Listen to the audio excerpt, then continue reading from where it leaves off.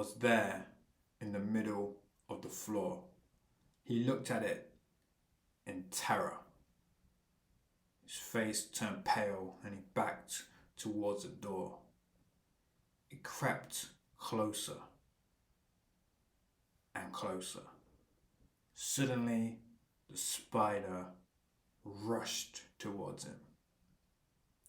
So, in this video, I'm going to talk about what is a cataphoric reference.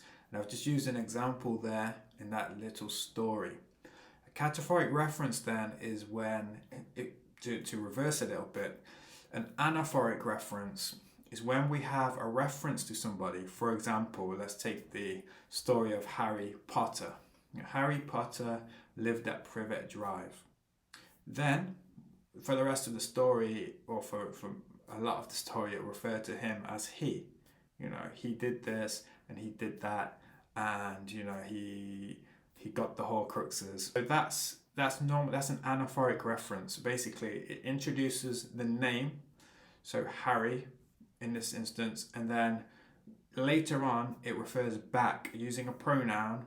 So using he, it refers back to Harry. Okay, so we got the name Harry, and then it's saying he did this, he did that, he did this. And when it's talking about he, we know it's referring back to Harry. Now, a cataphoric reference works the other way around.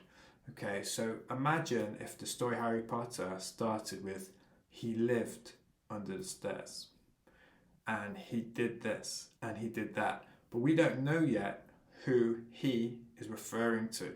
And then eventually we find out it's Harry Potter. Okay, so that would be a cataphoric reference. So we have the pronoun, but we haven't yet revealed who is referring to. So the pronoun is referring forward rather than the pronoun referring backward. So in my example, my story of the spider, imagine that story started there, kind of in the middle of the action, and I'm referring to it. I'm using a pronoun. It was there in the middle of the room, and it looked dangerous, or whatever I said in that story. But we don't know yet what it is referring to. So it is referring forward, and eventually we find out that it is referring to the spider. Okay, so I could have reversed that and done it with an anaphoric reference, the traditional way. The spider was there in the middle of the room. It did this, it did that. So in that case, the pronoun it is referring backward. But the way I did it, starting with a pronoun and referring forward. I hope that makes sense. Let's look at one more example.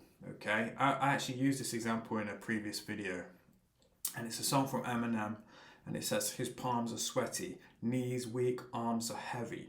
There's vomit on his sweater already. Mom's spaghetti, he's nervous. Now the he, we don't know yet who he is referring to in that song. Later we find out it's referring to a character called Rabbit from the movie. So that's a cataphoric reference. We have the pronoun, and then later we find out who the pronoun refers to. Whereas normally we have the name of the character, and then we have the pronoun after that referring back to the name. I hope that makes sense. Why use cataphoric reference? Well, in my story, it creates a bit of suspense because we don't know what it is. We don't know what it's referring to. So in that sense, you can build up a little bit of intrigue.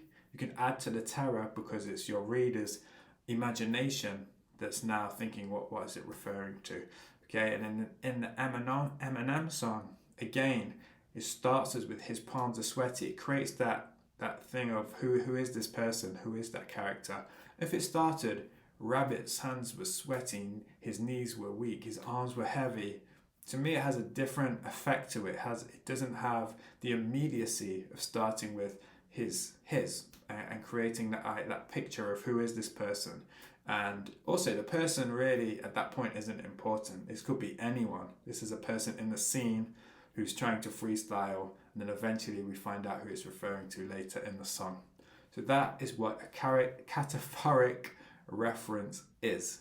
It's when we have the pronoun before we find out the name of the character or thing it's referring to.